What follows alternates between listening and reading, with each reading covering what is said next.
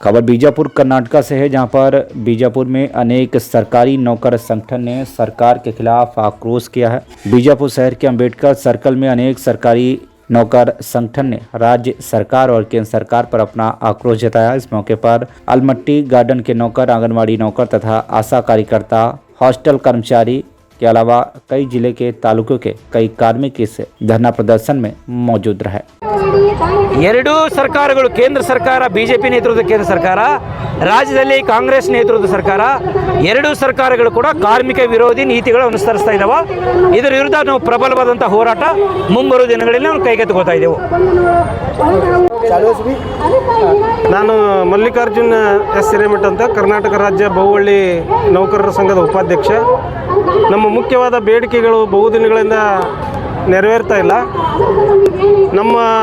ಮುಖ್ಯವಾಗಿ ನಮ್ಮನ್ನು skill worker ಅಂತೇಳಿ ಕನ್ಸಿಡರ್ ಮಾಡಬೇಕು. ಬೀದರ್ ಮಾದರಿಯಲ್ಲಿ ನಮ್ಮನ್ನು ಹೊರಗುತ್ತಿ ರದ್ದು ಮಾಡಿ ಆಮೇಲೆ ಇಲ್ಲಿ ಜಿಲ್ಲಾ ಸಹಕಾರಿ ಸಂಘಕ್ಕೆ ನಮ್ಮನ್ನು ಸೇರಿಸ್ಕೋಬೇಕು. DC ಅವ್ರ ವತಿಯಿಂದ ನಾವು ಇಲ್ಲಿ ಬಹುವಳ್ಳಿ ನೌಕರರ ಸಂಘದಲ್ಲಿ ನಾವು ಕಾರ್ಯವನ್ನು ನಿರ್ವಹಿಸಬೇಕು. ಇವೆಲ್ಲ ಸಮಸ್ಯೆಗಳನ್ನು ಬಗೆಹರಿಸುವಂಥ ನಿಟ್ಟಿನಲ್ಲಿ ನಾವು ಹೋರಾಟವನ್ನು ಮಾಡ್ತಾಯಿದ್ದೀವಿ. ಇವತ್ತು ಆಲ್ ಇಂಡಿಯಾ ಸಾರ್ವತ್ರಿಕ ಮುಷ್ಕರ ಇದೆ. ಆ ಮುಷ್ಕರದಲ್ಲಿ ನಾವು ಕೂಡ ಎಲ್ಲ ಬಹುವಳ್ಳಿ ಕಾರ್ಮಿಕರು ಪಾಲ್ಗೊಂಡಿದ್ದೀವಿ. ಅದಕ್ಕಾಗಿ ನಾವು ನಿಮ್ಮನ್ನು ಸಪ್ರೇಟಾಗಿ ಕರೆದು ನಾವು ಒಂದು ಇದನ್ನು ಮಾಡ್ಬೇಕಂತೇಳಿ ಇದಕ್ಕೆ ವ್ಯವಸ್ಥೆ ಮಾಡ್ಕೊಂಡಿದ್ದೀವಿ. ನಂತರ PF, ESI, ಆಮೇಲೆ ಇನ್ನಿತರ 26,000 ಕನಿಷ್ಠ ವೇತನ 26,000 ರೂಪಾಯಿ, ಇವೆಲ್ಲ ವೇತನಗಳನ್ನು ಬಹುವಳ್ಳಿ ಕಾರ್ಮಿಕರಿಗೆ ಒದಗಿಸಬೇಕು. ಅದರ ಜೊತೆಗೆ ಎಲ್ಲ ಸೌಲಭ್ಯಗಳನ್ನು ನೀಡಬೇಕು ಅಂಥೇಳಿ ಈ ಸಂದರ್ಭದಲ್ಲಿ ನಾನು ಹೇಳೋಕ್ಕೆ ಇಚ್ಛೆಪಡ್ತೀನಿ. ಈ ಹೋರಾಟದಲ್ಲಿ ಎಷ್ಟು ಮಂದಿ ಭಾಗವಹಿಸಿದ್ದಾರೆ? ನಮ್ಮ ಬಹುವಳ್ಳಿ ಕಾರ್ಮಿಕರು ಸುಮಾರು ಇನ್ನು ಎಲ್ಲ ಸ್ಕೀಮ್ ಸುಮಾರು 21 ಸ್ಕೀಮ್ ಇದ್ದಾವೆ. 21 ಸ್ಕೀಮಿನ ಕಾರ್ಮಿಕರು ನಾವು ಭಾಗವಹಿಸಿದ್ದೀವಿ. ಸುಮಾರು ಎಷ್ಟು? ಸುಮಾರು 500 ಜನ. ತಮ್ಮ ಹೆಸರು ಸರ್? ಮಲ್ಲಿಕಾರ್ಜುನ್ ಹಿರೇಮಠ, ಕರ್ನಾಟಕ ರಾಜ್ಯ ಬಹುವಳ್ಳಿ ನೌಕರರ ಸಂಘದ ಉಪಾಧ್ಯಕ್ಷ. ನಾವು ಮಮದಾಪುರ ಬಹುವಳ್ಳಿಯಿಂದ ಮಾತಾಡೋದು ಸರ್. ನಾವು ಸುಮಾರು 20 ಮಂದಿ ಸಿಬ್ಬಂದಿಯವರು, ಮತ್ತು ಇನ್ನೂ ಇತರ ಮುದ್ದೇಬೇಳ, ತೆಲಗಿ, ಇನ್ನೂ ನಮ್ಮ ವಾಟರ್ ಸಪ್ಲೈಗಳು ಭಾಳ ಅದಾವೆ. PF ಅವರು ತುಂಬ್ಕೊಂಡಾರ, ಕಾಂಟ್ರಾಕ್ಟರ್ ಕೇಳೋ ತುಂಬಿ ಹೊತ್ತು ಹೇಳ್ತಾರೆ. ಅಲ್ಲಿ ತುಂಬಿ ಹೊತ್ತು ಕೇಳಿದ್ರೆ ನಮ್ಮದು KYC ಮಾಡಿಕೊಡೋಗ್ಯಾರ ಅವರು. KYC ಮಾಡಿಕೊಡತ್ತೇಳಿ ನಾವು ಗುಲ್ಬರ್ಗ ಆಫೀಸ್ಗೆ ಹೋದ್ರೆ ನಿಮ್ಮ ಕಾಂಟ್ರಾಕ್ಟರ್ ಸಂಬಂಧ ಅದಕ್ಕೆ ನೀವು ಮಾತಾಡಿರ್ತಾರೆ. ನಾವು ಸಿದ್ದೇಶ್ವರ ಇಂಜಿನಿಯರಿಂಗ್ ಅವರ ಕಡೆ ಹೋದ್ರೆ ಇಲ್ಲ, ಒಟ್ಟು ಅವರ PFದವ್ರು ಮಾಡ್ಬೇಕಂತ ಅವ್ರು ಹೇಳ್ತಾರೆ. ನೀವು ಮಾಧ್ಯಮದ ಮುಖಾಂತರ ನೀವು ನಮ್ಗೆ ನ್ಯಾಯ ಒದಗಿಸಿ ಕೊಟ್ಟರೆ ನಮಗೆ ಧನ್ಯವಾದಗಳು ಹೇಳ್ತೀವಿ ಸರ್. ತಮ್ಮ ಏನು ಬೇಡಿಕೆ ಅದಾವೆ ಸರ್? ನಮ್ಮ PF ಕಟ್ ಮಾಡ್ಯಾರ ಅವರು 5 ವರ್ಷದಿಂದ ಕಟ್ ಮಾಡ್ಯಾರ. ಕಟ್ ಮಾಡಿ ಕಿಸಿಂದ ಒಳಮಾಡಿ PF ಆಫೀಸ್ ಗುಲ್ಬರ್ಗಾಕ್ಕೆ ಹೋಗ್ರಿ, ಅಲ್ಲೆಲ್ಲ ಮಾಡ್ತೀವತ್ತಾರೆ. ಅದು ಮಾಡೋಕತ್ತಾರಿಲ್ಲ. ಕಾಂಟ್ರಾಕ್ಟರ್ ತಪ್ಪಾಯ್ತು ಅವ್ರು ಹೇಳ್ತಾರೆ. ನಾವು ಯಾರೇ ಅವ್ರ ಕಡೆ ಹೋಗೋಣ, ಅವ್ರ ತಪ್ಪ, ಇವ್ರ ಕಡೆ ಇವ್ರು ತಪ್ಪ ಹೇಳ್ತಾರೆ. ಇದು ನೀವು ಇದಕ್ಕಿಂತ ಮೊದಲು ಬೇಡಿಕೆ ಇಟ್ಟಿದ್ದೀರಿ? ಹಾಂ, ಇಟ್ಟಿದ್ದೀವಿ ಸರ್. 2 ವರ್ಷದಿಂದ ನಾವು ಕೇಳ್ಕೊತಾ ಇದ್ದೀವಿ. ಮಾಡಿಕೊಡ್ತೀವಿ ಅಂತ ಹೇಳ್ತಾರೆ ರೀ. ಇನ್ನೂ ತನಕ ನಮ್ಮ ಬೇಡಿಕೆ ಈಡೇರಿಸಿಲ್ರಿ ಅವರು. ನೀವು ಇಷ್ಟು ದೊಡ್ಡ ಪ್ರತಿಭಟನೆ ಇವತ್ತು ಮಾಡ್ಲಿಕ್ಕೆ ಇಫೆಕ್ಟ್ ಏನು ಬೀಳ್ತೈತಿ ಗೌರ್ಮೆಂಟ್? ಇಫೆಕ್ಟ್ ನಾವು ಎಲ್ಲ ವಾಟರ್ ಸಪ್ಲೈದವ್ರು ಒಟ್ಟರು ಕೂಡ ನಾವು ಬಂದ್ ಮಾಡಕ್ಕೆ ನಾವು ಸಿದ್ಧವಾಗಿದ್ದೀವಿ ಸರ್. ಅಂದ್ರೆ ಇದ್ರಲಿಂತ ನಿಮ್ದು ಬೇಡಿಕೆ ಪೂರ್ಣ ಆಗ್ಲಿಕ್ಕೆ ಇದಕ್ಕಿಂತ ದೊಡ್ಡ ಹೋರಾಟ ದೊಡ್ಡ ಹೋರಾಟ ಮಾಡ್ತೀವಿ ಸರ್. ಎಲ್ಲ ವಾಟರ್ ಸಪ್ಲೈದವ್ರು ಕೂಡಿ ಒಂದು ಟೀಮ್ ಮಾಡಿ ನಾವು ಎಲ್ಲರೂ ಕೂಡಿ ನಾವು ಬಂದ್ ಮಾಡಕ್ಕೆ ರೆಡಿ ಇದ್ದೀವಿ ಸರ್. ಸತೀಶ್ ಪಡ್ಸಲ್ಗೆ ಅಂತ ಜುಲೈ 9 ಇವತ್ತು ಎಲ್ಲ ದೇಶಾದ್ಯಂತ ಕಾರ್ಮಿಕರ ಹೋರಾಟ ಇದೆ. ಅಖಿಲ ಭಾರತ ಮುಷ್ಕರ ಇದೆ. ಈ ಮುಷ್ಕರದಲ್ಲಿ ನಾವು ವಿಜಯಪುರ ತಾಲೂಕಿನ ಎಲ್ಲ ಅಂಗನವಾಡಿ ಕಾರ್ಯಕರ್ತೆಯರು, ಸಹಾಯಕಿಯರು ನಾವು ಕೆಲಸವನ್ನು ಸ್ಥಗಿತಗೊಳಿಸಿ ಅಂಗನವಾಡಿ ಕೇಂದ್ರಗಳನ್ನು ಬಂದ್ ಮಾಡಿ ಈ ಹೋರಾಟದಲ್ಲಿ ನಾವು ಭಾಗವಹಿಸಿವಿ. ನಮಗೆ ಮುಖ್ಯವಾದ ಬೇಡಿಕೆ ಏನದ ಅಂದ್ರೆ, ನಾವು 50 ವರ್ಷ ಆಯ್ತು. ಅಕ್ಟೋಬರ್ದಿಂದ ICDS ಯೋಜನೆ ಪ್ರಾರಂಭವಾಗಿ 50 ವರ್ಷ ಆಯ್ತು. ಇನ್ನೂವರೆಗೆ ನಮ್ಗೆ ಕನಿಷ್ಠ ವೇತನ ಇಲ್ಲ. ಒಂದು ಗೌರವಧನದೊಳಗೆ ಬರೀ 11,000 ಕೊಡ್ತಾರೆ. ಇತ್ತಿತ್ತಲಾಗಿ ಕೆಲಸ ಭಾಳ ಒಜ್ಜಾಗ್ಯದ. ಪೋಷಣ ಟ್ರ್ಯಾಕರ್ ಅಂತ ಬಂದದ. ಮಕ್ಕಳಿಗೆ ಮೊದಲು ನಾವು ಹಾಗೆ ಫುಡ್ ಹಾಕ್ತಿದ್ದೀವಿ, ಹಾಗೆ ಅಡುಗೆ ಮಾಡಿ ಹಾಕ್ತಿದ್ದೀವಿ. ಆದರೆ ಈಗೇನದ, ನಮಗೆ ಅವ್ರ ಆಧಾರ್ ಲಿಂಕ್ ಮಾಡಿ FRS ಮಾಡಬೇಕು. ಮನೆಗೆ ಹೋಗಿ ವ್ಯಾಪಾರ ಮಾಡಬೇಕು. ಕೂಲಿ ಕಾರ್ಮಿಕರ ಮಕ್ಕಳು ಅಂಗನವಾಡಿಗೆ ಬರ್ತಾರೆ. ನಾವು ಮನೆಗೆ ಹೋದೇವಂದ್ರೆ ಅವ್ರ ಮನ್ಯಾಗ ಇರುವುದಿಲ್ಲ. ಅವ್ರು ವ್ಯಾಪಾರ ಮಾಡ್ಲಿಕ್ಕಂದ್ರೆ ಅವ್ರಿಗೆ ಫುಡ್ ಸಿಗೋದಿಲ್ಲ. ಈ ರೀತಿ ಕೇಂದ್ರ ಸರ್ಕಾರ ಒಂದು ಯೋಜನೆ ತೆಗೆದದ. ಅದನ್ನು ಬಂದ್ ಮಾಡಬೇಕು. ನಮಗೆ ಪೆನ್ಷನ್ ಕೊಡಬೇಕು, ಗೌರವಧನ ಕನಿಷ್ಠ ವೇತನ ಕೊಡಬೇಕು. ಆಮೇಲೆ ಇನ್ನೂ ಒಂದು ನಮಗೆ ಸಾಮಾಜಿಕ ಭದ್ರತೆ ಇಲ್ಲ. ಇವತ್ತು ನಮ್ಮ ಜೀವ ಕೇಂದ್ರ ಆದ್ರೆ ಒಂದೊಂದು ದೊಡ್ಡೋಗ ಆರೋಗ್ಯ ಕೆಡ್ತಂದ್ರೆ ಯಾವುದೂ ಆಪ್ರೇಷನ್ಗೆ ಯಾವುದೂ ಇಲ್ಲ, ನಮಗೆ ದುಡ್ಡು ಕೊಡೋದಿಲ್ಲ ಮನೆಗೆ. ಈಗ ನನಗೆ ನಾನು ಮುಂದಿನ ವರ್ಷ ರಿಟೈರ್ಡ್ ಆದರೂ ಕೂಡ ನನಗೆ ಒಂದು ಪೆನ್ಷನ್ ಇಲ್ಲ. ಯಾಕಂದ್ರೆ ನಾವೆಲ್ಲ 250 ರೂಪಾಯಿದಾಗ ದುಡ್ದಿದ್ದು. ಕೇಂದ್ರ ಸರ್ಕಾರ 2018ರಿಂದ ಒಂದು ಪೈಸೆ ಕೂಡ ನಮಗೆ ಹೆಚ್ಚು ಮಾಡಿಲ್ಲ. ಖಾಲಿ ರಾಜ್ಯ ಸರ್ಕಾರ ಏನಿಲ್ಲ ನಮ್ಗೆ ಗೌರವಧನ ಹೆಚ್ಚು ಮಾಡ್ಕೊತ ಬಂದಾರ. ಕೇಂದ್ರ ಸರ್ಕಾರ ಒಂದು ಪೈಸೆ ಕೂಡ ಹೆಚ್ಚು ಮಾಡಿಲ್ಲ. ಕೆಲಸ ಮಾತ್ರ ಎಲ್ಲ ಮಾಡಂತಾರ. ಹೀಗಾಗಿ ನಾವು ಇವತ್ತು ಹೋರಾಟದಲ್ಲಿ ಭಾಗವಹಿಸಿವಿ. ಇದೇ ರೀತಿ ನಮ್ಮ ಅಂಗನವಾಡಿ ಕಾರ್ಯಕರ್ತರಿಗೆ ತಾವೇನಾದರೂ ಕೇಂದ್ರ ಸರ್ಕಾರದವ್ರು ಇದು ಮಾಡಿದ್ರೆ ಮುಂದಿನ ದಿನಗಳಿಗೆ ದೊಡ್ಡ ಹೋರಾಟ ದೆಹಲಿಯಲ್ಲಿ ಮಾಡ್ತೀವಿ ಅಂತೇಳಿ ನಾನು ಕರ್ನಾಟಕ ರಾಜ್ಯ ಅಂಗನವಾಡಿ ನೌಕರರ ಸಂಘ CI2 ಜಿಲ್ಲಾಧ್ಯಕ್ಷ ಸುನಂದ ನಾಯಕ್ ಮಾತಾಡೋದು. ನೀವು ಹೇಳುವುದೇನೆಂದ್ರೆ ಕೇಂದ್ರ ಸರ್ಕಾರ ಅವರು ಏನು ಬೆಂಬಲ ಕೊಡ್ತಾ ಇಲ್ಲ, ರಾಜ್ಯ ಸರ್ಕಾರ ಅಷ್ಟೇ ಕೊಡ್ತಾ ಇದ್ದಾರೆ. ರಾಜ್ಯ ಸರ್ಕಾರ ಅಷ್ಟೇ ಕೊಡ್ತಾದಂತಿಲ್ಲ. ಈ ಯೋಜನೆ ICDS ಯೋಜನೆ ಎರಡೂ ಏನದ, ಈಗ ಕೇಂದ್ರಕ್ಕೂ ಸಂಬಂಧ ರಾಜ್ಯಕ್ಕೂ ಸಂಬಂಧ. ಇಬ್ಬರು ಪಗಾರ ಕೊಡ್ತಾರೆ ನಮಗೆ. ಕೇಂದ್ರದ್ದು ಹೆಚ್ಚು ಕೆಲಸ ನಮಗೆ.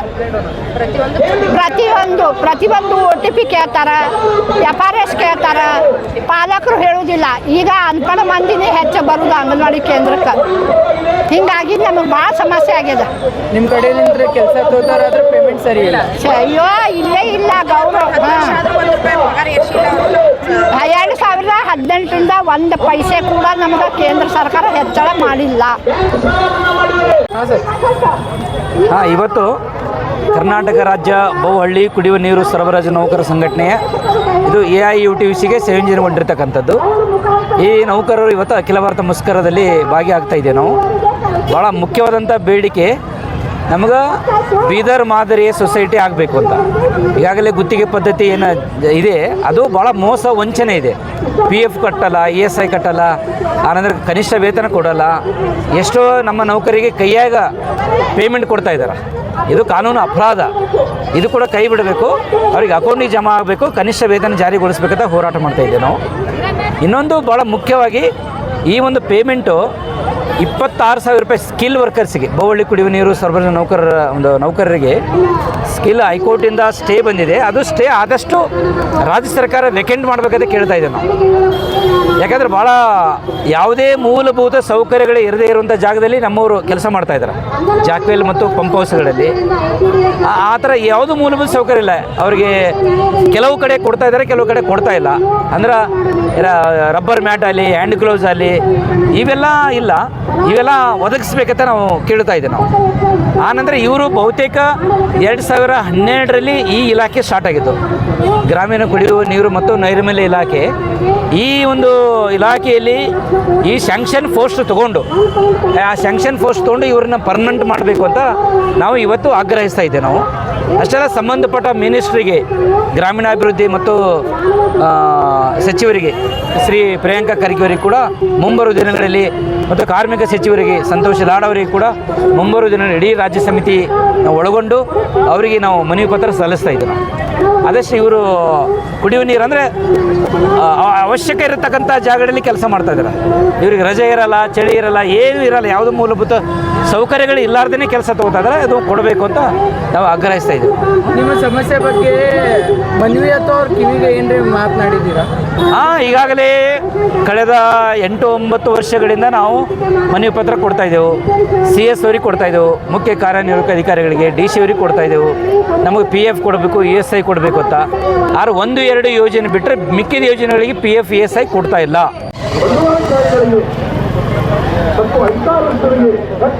ನಾನು JJ ಗಾಂಧಿ, ಪ್ರಧಾನ ಕಾರ್ಯದರ್ಶಿ, ಆಲ್ ಇಂಡಿಯಾ ಗ್ರಾಮೀಣ ಬ್ಯಾಂಕ್ ಎಂಪ್ಲಾಯೀಸ್ ಅಸೋಸಿಯೇಷನ್ ಹಾಗೂ ಕರ್ನಾಟಕ ವಿಕಾಸ ಗ್ರಾಮೀಣ ಬ್ಯಾಂಕ್ ಸ್ಟಾಫ್ ಅಸೋಸಿಯೇಷನ್.